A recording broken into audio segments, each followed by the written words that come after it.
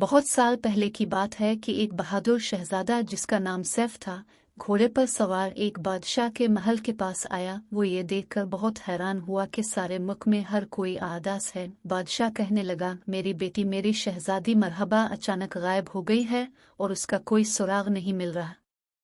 शहजादा सैफ ने वादा करते हुए कहा, और मैं शहजादी को तलाश करके लाऊंगा। फिर वो घोड़े पर सवार हुआ। इसने शहजादी मरहबा को पहाड़ों पर, झीलों में तलाश किया। हर शहर में लोगों से इसके मुतालिक पूछा, लेकिन किसी ने शहजादी को नहीं देखा था।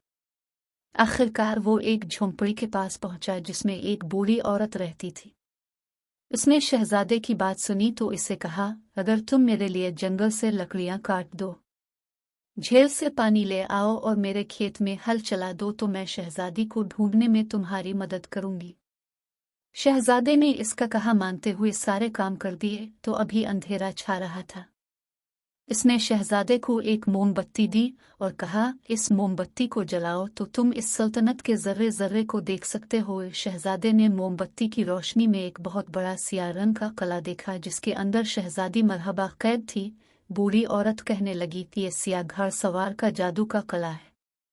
शहजादा सैफ फिर घोड़े पर सवार हुआ और इसे दौड़ाने लगा हता कि वो सियाह घड़ सवार के जादू के कले के नजदीक पहुंच गया। लेकिन कले के चारों तरफ जादू के कांटों से भरी झाड़ियां सर अलिफाटे खड़ी थी। वो जितना उन्हें तलवार से काटता वो और भी ज्यादा होती जाती। आखिर मायूस होकर उसने फिर मोमबत्ती जलाई ताकि देखे कि शहजादी मरहबा किस हाल में है।